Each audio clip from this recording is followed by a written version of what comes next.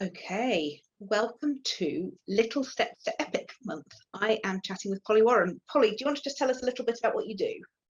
Hello, yes. So, hi, Emily. I am Polly Warren and I'm a perimenopause health coach.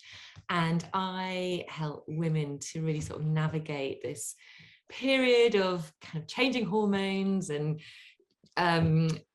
really help sort of just take control of what is going on in their lives. And I do this through helping them to really focus on the small changes we can make with a diet and lifestyle which can help you feel better. It's not about changing everything. It's about really focusing on the little things we can do to trick our that sort of old reptilian brain, which doesn't like to change, into making us feel better, into change. Cool. So I want to just start with the fact that everybody watching this is already epic. They might not feel it right now, but they already are epic. And these are little steps to help them feel even more epic, aren't they? Absolutely. You know, I think when we hit January, everyone's like, I need to change. I need to suddenly radically transform into this Wonder Woman and this perfect person. It's like, you don't. You know, you are already fantastic as you are. We are all doing what we can and we are all brilliant. So yeah, this isn't about saying you have to change.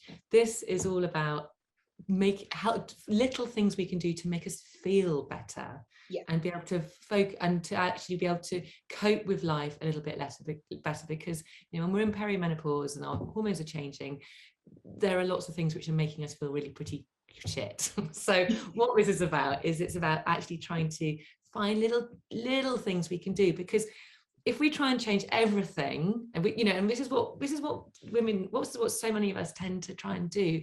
You know, January comes, it's like, right, I'm going to stop eating this, and this. I'm going to start going to the gym for an hour every day.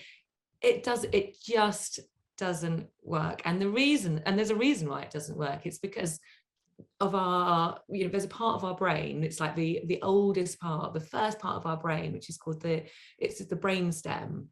And that part of our brain is all about survival, and it's all about keeping us physically alive. And basically it doesn't like change, and it doesn't like unpredictability, and it kind of it likes what it likes. And so if we try and change everything to all in one go, it kind of freaks out, and that's what's kind of holding you back. So that's why, you know, you might say, oh, I'm going to go to the gym, and you start going for a week at the beginning of January, but it never lasts, because there's that part of your brain saying, no, I don't like this. It's kind of like big red flashing lights are signaling danger, danger, too much change. I don't like it. I want, you know, I know I don't like the unfamiliar, you know, to get you know, anything which is kind of unfamiliar gets kind of coded as unfamiliar and then is signaled as risky. So then you don't do it.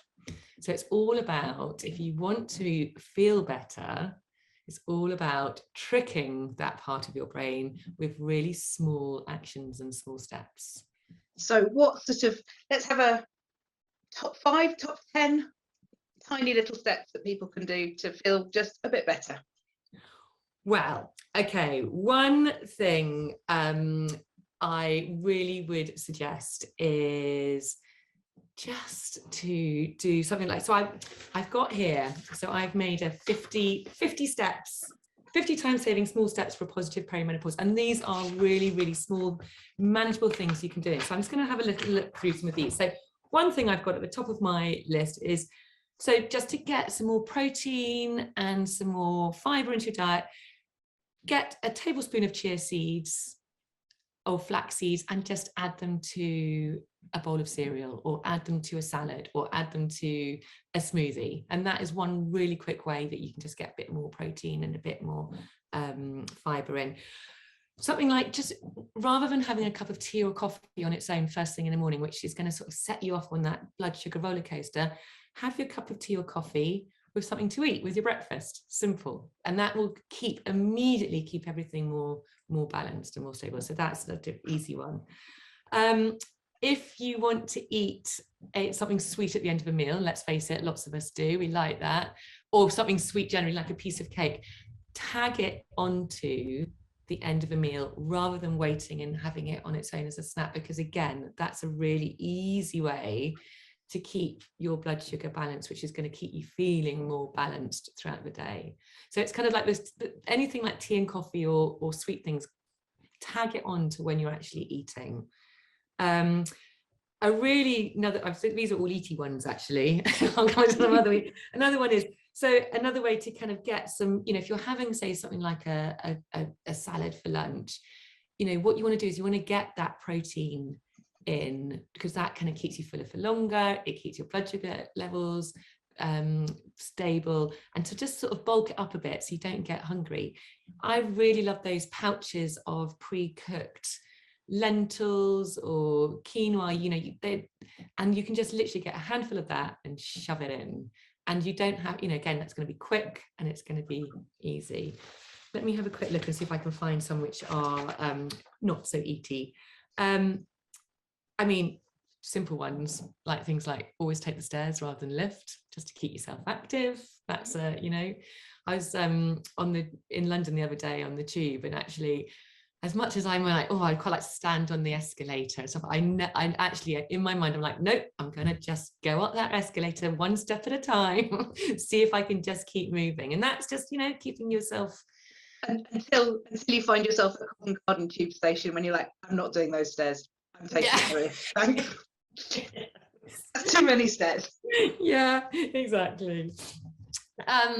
Getting out, another one would be like, it's proven that if you can get some, 10 to 20 minutes of daylight in the morning, it's really significantly going to help you sleep.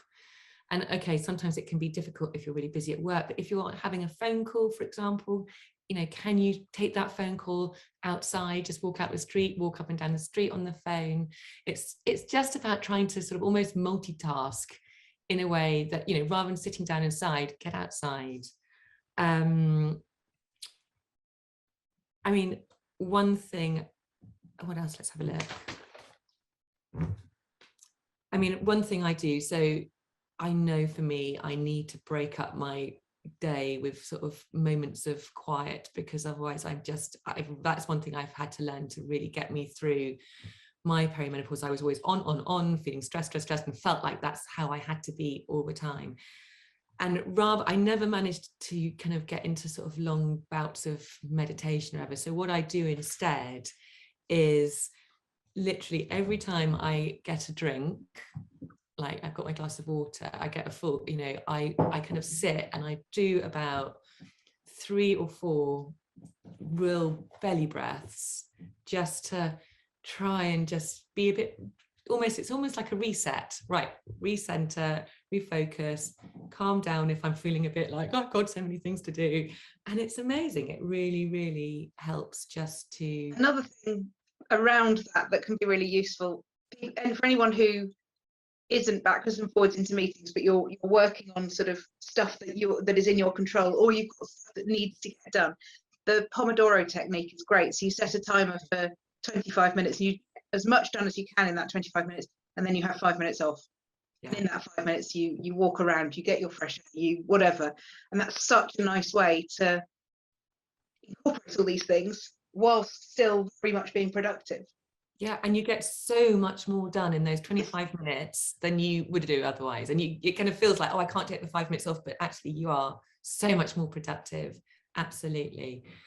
So yeah, I mean, I think it's just about being really sensible about it and really just focusing on breaking your day up into small chunks. And I think the same goes with movement, doesn't it? With exercise, you don't punish yourself. If you want to do some exercise, set yourself a little target, even if it's start with something like 5 minutes, because if you can set yourself a target of 5 minutes and you achieve it, then you can reward yourself. And to set a good habit is all about reward, and it's kind of rewiring those new neural pathways, and then you're going to want to do it again, and then you get the motivation to do it again, and then you get that momentum.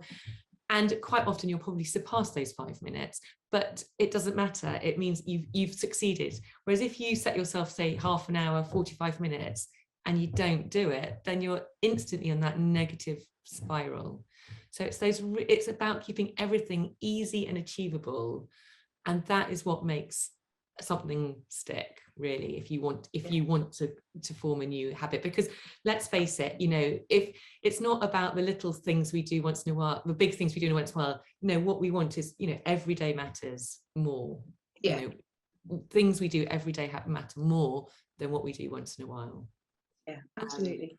So that's brilliant. And I will pop a link to your list of 50 things at the end of the video so that people can download that if they want to. Brilliant, brilliant, brilliant. Thank you so much, Polly. No worries. Thanks, Emily. Lovely to chat.